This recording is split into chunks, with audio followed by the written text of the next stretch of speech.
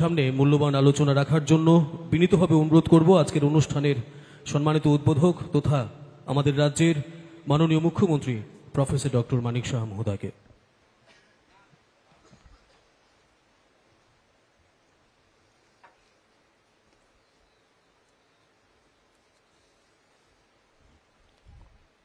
সবাইকে নমস্কার, শুভ সকাল।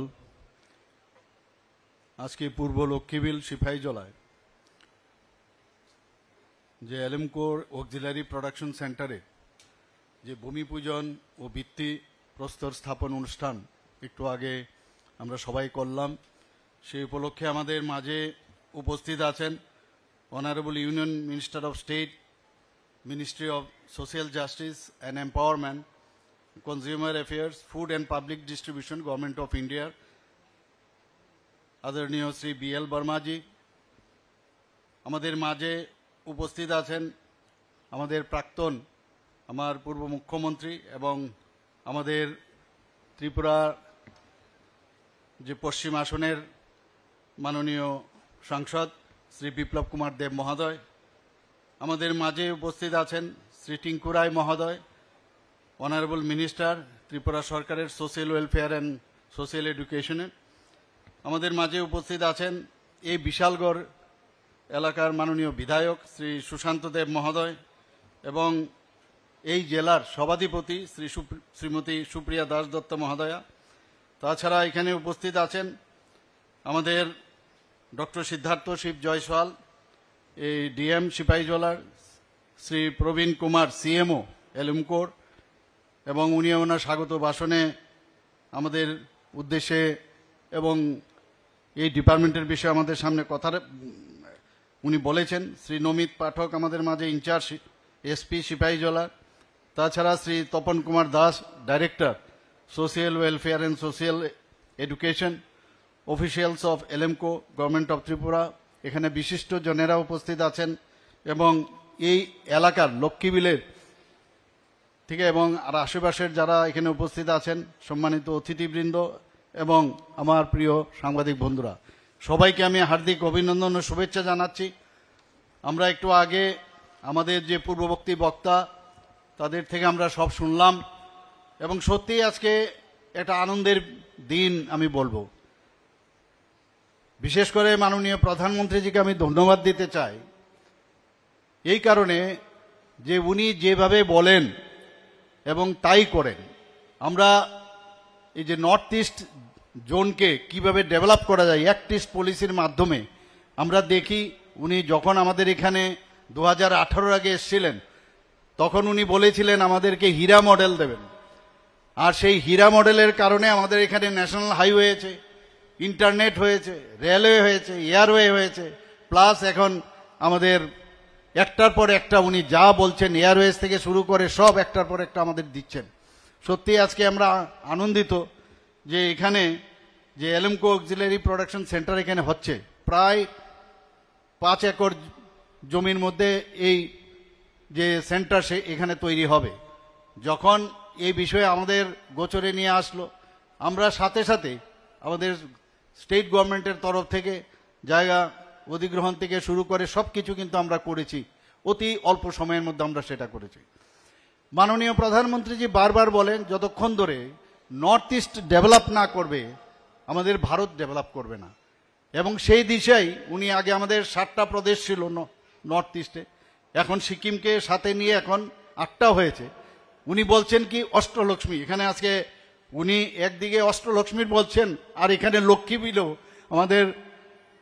আমাদের মাননীয় প্রাক্তন মুখ্যমন্ত্রীও বলেছেন যে লক্ষ্মী বিলের জন্য লক্ষ্মী এখানে এসছে। এখানে শুধু সেন্টার হবে না, এই এলাকার অনেক লোকের যে কর্মের সুযোগও কিন্তু এই সেন্টারকে ঘিরে এখানে হবে। রাস্তাঘাট তো উন্নতি হবে, সেই বিষয়েই আমরা দেখব আজকে। তো আমরা সমস্ত জায়গায় আমরা চাই যে ত্রিপুরা, এক ত্রিপুরা শ্রেষ্ঠ ত্রিপুরা যেন হয়, সেই কাজটা আমরা করছি। এখানে আমার খুব ভালো লাগলো যে নর্থ ইস্টের মধ্যে প্রথমবার মানে এই ধরনের একটা অক্সিলারি প্রোডাকশন সেন্টার এলএমকো করছে, এবং এখানে শুধু ত্রিপুরার মানুষের যারা দিব্যাঙ্গজনেরা আছেন তাদেরই শুধু সুবিধা হবে না, যারা প্রবীণ নাগরিকরা আছে ত্রিপুরার তো হবেই, এবং নর্থ ইস্টেও এখান থেকে যে প্রোডাকশন হবে তার সাপ্লাইও এখান থেকে হবে। সেটা একটা বিশেষ মানে আনন্দের বিষয়। কিছুদিন আগেও আমি গুয়াহাটি গিয়েছি, সেখানেও আমি দেখলাম সেখানে একটা প্রোগ্রাম ছিল, সমস্ত ইনভেস্টররা, আইকন যাকে বলে সারা ভারতবর্ষের এবং বিদেশ থেকেও এসেছিল। তো এখানে আমাদের বলা হয় যে ত্রিপুরা খুব ছোট প্রদেশ, কিন্তু আমি वर्मा जी के कहना चाहता हूं, कुछ दिन पहले हमारे यहाँ हमारे यशस्वी गृह मंत्री जी आए थे। उन्होंने कहा अगर 8 प्रदेश हम लोग ले ले तब जो उत्तर प्रदेश इतना बड़ा प्रदेश है उसका 2 गुना नॉर्थ ईस्टार्न रीजन है भाई साहब।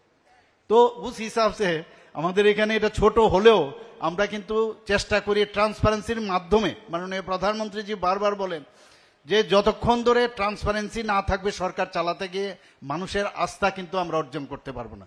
আমরা সব ক্ষেত্রেই আমরা ট্রান্সপারেন্সির মাধ্যমে, চাকরি হোক, যে কোনো জায়গায় পোস্টিং হোক, এভরিথিং আমরা ট্রান্সপারেন্সির মাধ্যমে স্বচ্ছতার সাথে আমরা কাজ করি।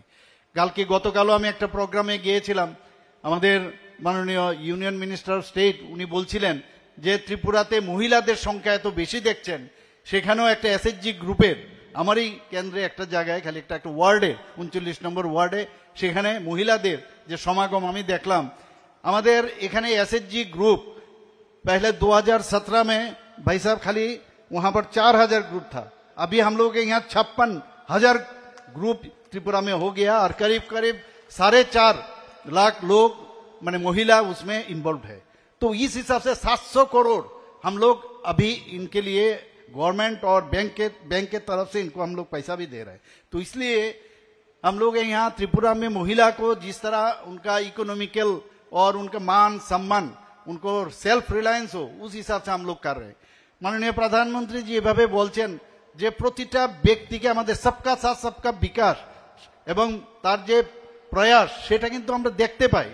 যাদের 18টা গ্রুপ সম্পর্কে আমরা যারা কোনোদিন আমরা চিন্তা করিনি তাদের জন্য 13,000 কোটি টাকার মাননীয় প্রধানমন্ত্রী জি আপনারা জানেন একটা প্রকল্প নিয়ে এসেছে। বিশ্বকর্মা পুজোর সময় সেটা গত 2 বছর আগে উনি সেটার ইনঅগুরেশন করেন, এবং ওই গ্রুপকে যাদেরকে নিয়ে কেউ চিন্তা করেনি তাদের জন্য ট্রেনিং থেকে ব্যবস্থা করে লোন দেওয়ার ব্যবস্থা করেছেন মাননীয় প্রধানমন্ত্রী নরেন্দ্র মোদীজি। আমরা এরকম একজন গার্জিয়ানের আমাদের কাছে রয়েছে যে যা বলেন মোদি হ্যাঁ তো মুমকিন হ্যাঁ, এই যে কথা শুধু কথার নয়, এবং এই যে আস্থা একটার পর একটা আপনারা দেখুন। এবার দিল্লির রেজাল্ট আপনারা দেখুন কিরকম রেজাল্ট। আমরা 70টা সিটের মধ্যে আমরা ভারতীয় জনতা পার্টির 48টা সিট পেয়েছে, ভাবা যায় কোনোদিন? এর আগেও আপনি 3টা আমাদের যে প্রদেশ ছিল সেখানেও আমাদের বিজয় হাসিল হয়েছে একটার পর একটা। তো এরকম না যে বিজয় হাসিল করতে গিয়ে খালি কাউকে প্রেসার দিয়ে কোনোদিন হবে না। কাজের মাধ্যমে আমাদের সরকার কাজ করে, কাজের নিরিখে আমাদের মানুষ আমাদেরকে আমাদের উপর আস্থা রাখছে এবং সেই বিষয়ে আমরা কাজ করছি। এবং ত্রিপুরার কথা যদি আমরা বলি, আমাদের এখানে ল অ্যান্ড অর্ডার সিচুয়েশন, আমি সব জায়গায় বারবার এই কথাটা বলি যে 28টা রাজ্যের মধ্যে ত্রিপুরা নিচের দিক থেকে আমাদের 3 নম্বর পজিশনে আমাদের আছে। তো ল অ্যান্ড অর্ডার সিচুয়েশন যে রাজ্যের ভালো থাকবে, শান্তি যদি না থাকে মানুষ আসবে না। এখন ইনভেস্টাররা আসছে বাইরের থেকে, কিছুদিন আগেও আমাদের ইনভেস্টার সামিট এখানে হয়েছে। 27 জন ইনভেস্টার যারা ইন্ডাস্ট্রিয়ালিস্ট আছে তারা আমাদের মৌ করেছেন, তাতে করে 370 কোটি টাকা তারা এই কিছুদিন আগে আমাদের সাথে মৌ করেছেন। তো একটার পর একটা আমরা দেখছি। আমি যেটা বলছিলাম, গুয়াহাটিতে আমি যখন গেলাম এত বড় বড় আইকন, তো আমাদের মনে হয় যে আমাদের এখানেও কেন আসবে না। আমাদের সাথেও সেখানে আমি যখন ছিলাম অনেকে আম্বানিজির সাথে, আদানিজির সাথে, এবং আমাদের টাটা গ্রুপের যিনি চেয়ারম্যান ওনার সাথেও আমি কথা বলেছি।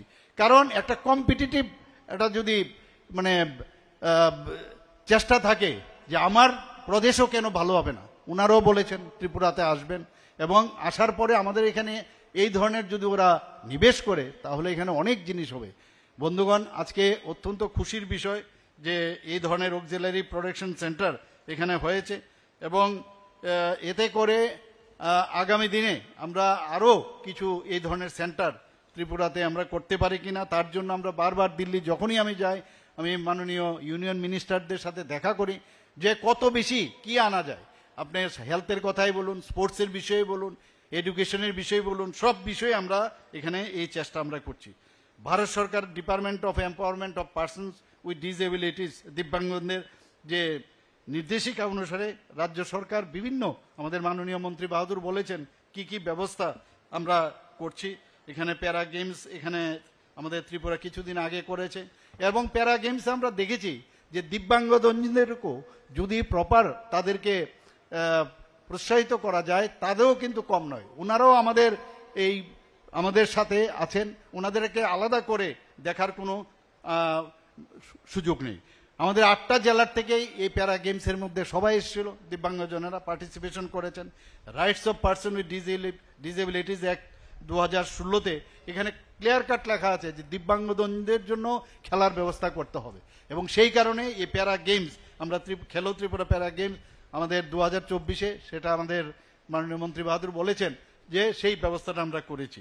তো আমরা আগামী দিন আমি আশা করি যে এই যে একটা সেন্টার এখানে তৈরি হলো তার যথাসময়ে ঠিক সময়ে যেন কাজটা সম্পন্ন হয় এবং যেটা মাননীয় কেন্দ্রীয় মন্ত্রী বলেছেন যে উনিও আসবেন এখানে, আমিও উনকো